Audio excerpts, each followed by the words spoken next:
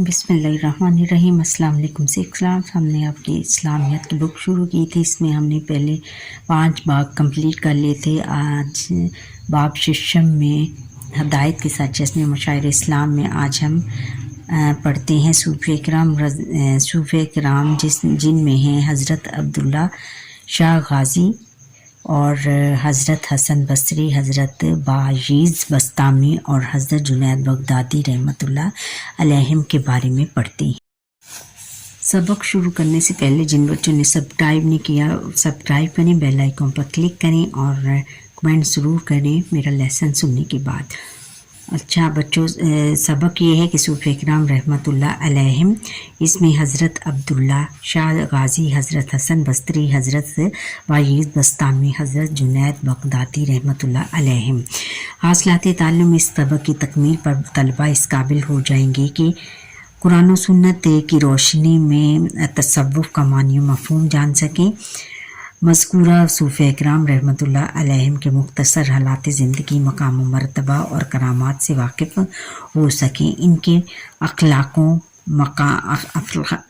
و صفات اور اشاعت اسلام کے لیے خدمات سے واقفیت حاصل کر سکے، تصوف، روحانیت اور تزکیہ نفس کے فروغ میں ان کی خدمات کا جائزہ لے سکیں۔ اور پھر ہے کہ مذکورہ صوفیہ کرام رضی اللہ تعالیٰ علیہم کے حالات زندگی سے سبق حاصل کر کے اپنی عملی زندگی میں اچھے اور صاف پیدا کرنے کی کوشش کر سکیں، یعنی ان کی حالات زندگی جان کر ہم بچوں ان کے مطابق اپنی زندگیوں کو ڈھال سکیں، یعنی ان کے طور طریقوں کے مطابق زندگیاں گزار سکیں۔ اب سبق شروع کرتے ہیں۔ سبق میں ہے کہ تصوف و تزکیہ نفس کا ہم معنی لفظ ہے، یعنی تزکیہ نفس کا معنی ہے انسانی نفس کو بری عادات سے پاک کر کے اچھی عادات کا خوگر بنانا، یعنی اچھی عادات کی طرف مائل کرنا، ان کی طرف رجوع کروانا، ان کی طرف ان کا رخ موڑنا یا ان کی عادات اپنانے کی کوشش کرنا۔ قرآن مجید میں اپنے نفس کا تزکیہ کرنے والے، یعنی اپنے نفس کو برے اعمال اور برے اخلاق سے پاک کرنے والے شخص کے لیے کامیابی کا وعدہ کیا گیا ہے۔ اللہ تعالیٰ کے ارشاد ہے، ترجمہ: یقیناً وہ کامیاب ہو گیا جس نے پاکیزگی اختیار کی، یعنی تزکیہ نفس اختیار کیا، یعنی اپنے اعمال اور اخلاق کو پاک کیا۔ اس میں اپنے اعمال اور اخلاق کو پاک کیا، وہ کامیاب ہو گیا، زندگی میں وہ سب سے زیادہ کامیاب ہوگا، دنیا میں بھی اور آخرت میں بھی۔ ایک اور مقام پر ارشاد ربانی ہے، ترجمہ: یقیناً جس نے اس نفس کو پاک کر لیا وہ کامیاب ہو گیا۔ اس نفس یعنی اپنے نفس یعنی اپنا جو ہے مرضی یا اپنی خواہش کو پاک کر لیا، کامیاب ہو گیا، وہ کامیاب ہو گیا، یعنی اس نے اپنے نفس کو برے اعمال اور برے اخلاق سے باز رکھا، تو وہ کیا ہوگا، اس نے اپنے نفس کو پاک کر لیا، اس میں پاکی آ جائے گی، پاکیزگی آ جائے گی، اور وہ دنیا آخرت دونوں میں کامیاب ہو جائے گا۔ صوفیہ کرام رحمۃ اللہ علیہم اللہ تعالیٰ کے ان بندوں کو کہا جاتا ہے جو اللہ تعالیٰ کی رضا کے لیے، یعنی اللہ تعالیٰ کی مرضی کے لیے، اس کے احکام اور حضرت محمد رسول اللہ خاتم النبیین صلی اللہ علیہ وسلم کے مبارک طریقوں پر عمل کرتے ہیں، یعنی ان کے بتائے ہوئے طریقوں کے مطابق عمل کرتے ہیں۔ صوفیہ کرام رحمۃ اللہ علیہم خود بھی دین کے احکام کی پابندی کرتے ہیں اور دوسروں کو بھی اس کی تعلیم دیتے ہیں، یعنی خود بھی اللہ تعالیٰ اور اس کے رسول خاتم النبیین صلی اللہ علیہ وسلم کے احکام کی پابندی کرتے ہیں، ان کے بتائے ہوئے راستوں پر چلتے ہیں اور اسی کے مطابق زندگی گزارتے ہیں، دوسروں کو بھی اس کی تلقین دیتے ہیں اور اس کی تبلیغ کرتے ہیں صوفیہ کرام رضی اللہ تعالیٰ عنہم کی زندگی کا اصل مقصد اللہ تعالیٰ کے دین کی تبلیغ ہے اور صوفیہ کرام رحمۃ اللہ علیہم کے اچھے اخلاق، اچھے اعمال اور تبلیغ کے نتیجے میں بہت سے بھٹکے ہوئے لوگ سیدھے راستے پر آئے اور کئی لوگوں نے اسلام قبول کیا۔ اس سبق میں ہم چند بھٹکے ہوئے یعنی جو اپنے راستے سے بھٹک گئے تھے، یعنی وہ راستہ بھول چکے تھے، ان کو سیدھے راستے پر انہوں نے وہ لے کر آئے اور کئی لوگوں نے پھر ان کی تبلیغ سے بہت سارے لوگوں نے اسلام قبول کیا۔ اس سبق میں ہم چند صوفیہ کرام رحمۃ اللہ علیہم کے مختصر حالات زندگی اور تعلیمات کے بارے میں پڑھیں گے۔ سب سے پہلے ہم پڑھتے ہیں حضرت عبداللہ شاہ غازی رحمۃ اللہ علیہ۔ حضرت عبداللہ شاہ غازی رحمۃ اللہ علیہ کراچی کے نہایت معروف و برگزیدہ ولی اللہ ہیں۔ نہایت معروف یعنی بہت مشہور اور برگزیدہ، نیک اور برگزیدہ پسند کیے جانے والے بزرگ ہیں، ولی اللہ ہیں یعنی اللہ کے بندے ہیں، اور ان کا مزار کلفٹن کراچی میں واقع ہے۔ آپ رحمۃ اللہ علیہ حضرت امام حسن رضی اللہ تعالیٰ عنہ کے پڑپوتے ہیں۔ پڑپوتے کس کو کہتے ہیں؟ یعنی ان کے دادا کے دادا تھے حضرت حسن۔ حضرت حسن مثنیٰ رحمۃ اللہ علیہ کے پوتے اور حضرت محمد نفس تزکیہ رحمۃ اللہ علیہ کے فرزند ہیں یعنی بیٹے ہیں۔ سنہ 720 میں مدینہ منورہ میں ولادت ہوئی اور آپ رحمۃ اللہ علیہ سندھ میں تقریباً 760 میں تشریف لائے اور اپنے ساتھ بہت زیادہ مقدار میں گھوڑے لائے تھے اور جو انہوں نے کوفہ اور عراق سے خریدے تھے۔ حضرت عبداللہ شاہ غازی رحمۃ اللہ علیہ کی سب سے بڑی کرامت یعنی سب سے بڑی بزرگی سمندر کے قریب مزار کے نیچے میٹھے پانی کا چشمہ ہے۔ کراچی کے علاقے کلفٹن میں واقع حضرت عبداللہ شاہ بخاری رحمۃ اللہ علیہ کا مزار انتہائی تاریخی اہمیت کا حامل ہے۔ 20ویں صدی کے اوائل یعنی 20ویں صدی کی شروع تک یہ مزار ایک ریتلی پہاڑی کے ٹیلے پر ایک چھوٹی سی کٹیا کی شکل میں واقع تھا، یعنی ریتلی ٹیلہ ریت کا ٹیلہ تھا اور اس پر ایک چھوٹی سی کٹیا یعنی کٹیا جھونپڑی کی شکل میں واقع تھا۔ یہ مزار جھونپڑی کی شکل میں نظر آتا تھا۔ نئی تعمیر کے بعد اس وقت مزار اقدس کا سبز اور سفید دھاری دار گنبد کراچی کی شناخت بن چکا ہے کہ یعنی اس کا جو گنبد بچو اس کو کہتے ہیں جو گول گنبد محراب جو ہے مزار اقدس کا سبز۔ نئی تعمیر کے بعد اس وقت مزار اقدس کا سبز اور سفید دھار گنبد سبز اور اس پہ سفید دھاریاں یعنی سفید لائنیں بنی ہوئی ہیں۔ گنبد کس کو کہتے ہیں؟ اس کو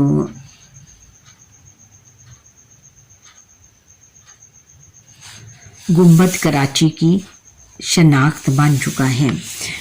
آگے ہے کہ نمبر 2 ہے کہ حضرت حسن بصری رحمۃ اللہ علیہ۔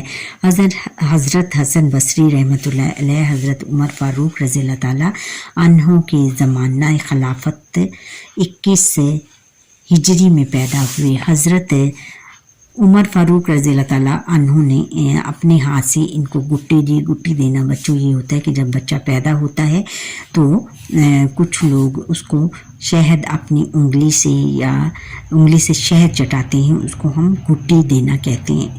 ان کا نام حسن رکھا۔ حضرت عمر فاروق رضی اللہ تعالیٰ عنہ نے ان کے حق میں دعا کی کہ اے اللہ اسے دین کے علم کا ماہر بنا اور لوگوں میں محبوب بنا۔ دین کے علم کا ماہر بنا یعنی بہت زیادہ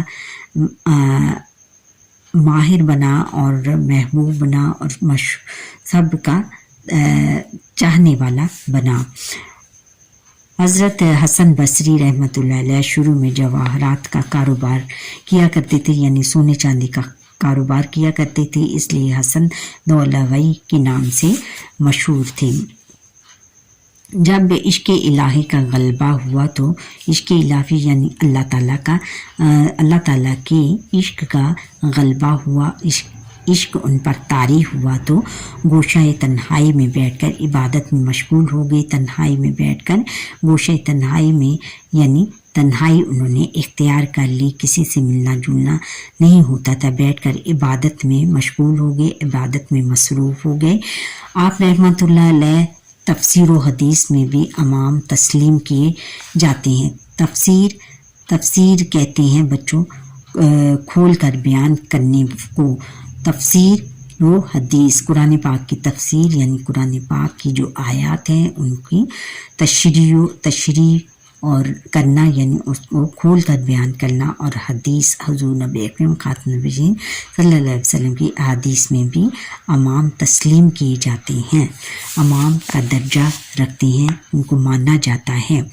آپ رحمۃ اللہ علیہ خشت الہی کے سبب اس قدر گریہ کرتے کہ آپ کی آنکھیں بھی خشک نہ دیکھی گئیں، یعنی اللہ تعالیٰ کی محبت کے باعث آپ اس قدر روتے تھے کہ آپ کی آنکھیں کبھی کسی نے خشک نہیں دیکھی، اور ان میں ہر وقت نمی رہتی تھی۔ حضرت امام حسن بصری رحمۃ اللہ علیہ کا معمول تھا کہ یعنی ان کی روٹین یہ تھی کہ ہفتے میں ایک بار واعظ فرمانے کے علاوہ زیادہ وقت تنہائی اور عبادت میں گزارتے تھے۔ صرف ہفتے میں ایک بار واعظ کرتے تھے، واعظ یعنی تقریر کرتے تھے، یعنی لوگوں کو درس دیتے تھے، ان کے علاوہ زیادہ وقت تنہائی اور عبادت میں گزارتے تھے، تنہا رہتے تھے پھر عبادت گزارتے تھے۔ آپ رحمۃ اللہ علیہ کا بعض اکثر دل کی خطروں، اعمال کی خرابیوں اور نفس کے وسوسوں سے متعلق ہوا کرتا تھا، یعنی دل کے خطروں سے، یعنی دل کو قابو میں رکھنے کے لیے کہ دل کو آپ نے قابو میں رکھنا ہے نفسانی خواہشات سے، اور پھر نفسانی خواہشات یعنی دنیاوی خواہشات سے، پھر اعمال کی خرابیوں کو کہ ہمیں اچھے اعمال کرنے چاہیے، نفس کے وسوسوں سے متعلق ہوا کرتا تھا کہ ہمیں اپنے نفس پر قابو پانا چاہیے، اچھے اور برے اعمال اور برائیوں سے اپنے آپ کو بچانا چاہیے۔ حضرت رابعہ بصریہ رحمۃ اللہ علیہ بھی ان کے واعظ سے اقتباس سے فیض کرتی تھیں، یعنی ان سے مستفید ہوتی تھی ان کے واعظ سے۔ حضرت بلال بن ابی بردہ رحمۃ اللہ علیہ فرمایا کرتے تھے کہ میں نے حسن بصری رحمۃ اللہ علیہ سے زیادہ کسی کو صحابہ اکرام رحمۃ اللہ علیہم سے مشابہ نہیں پایا، ان سے مشابہ نہیں پایا کہ یعنی ان سے ملتے جلتے پایا ہے۔ یکم رجب المرجب 110 ہجری 89 سال کی عمر میں بصرہ عراق میں انتقال کیا۔ آپ رحمۃ اللہ علیہ کا مزار بصرہ سے 2 میل مغرب کی طرف واقع ہے۔ پھر کیا ہے کہ حضرت بایزید بسطامی رحمۃ اللہ علیہ، حضرت بایزید بسطامی رحمۃ اللہ علیہ معروف ترین مسلم صوفیہ میں سے ایک ہیں، معروف کس کو کہتے ہیں؟ مشہور ترین مسلم صوفیہ میں سے ایک ہیں۔ آپ رحمۃ اللہ علیہ شیخ ابو یزید بسطامی اور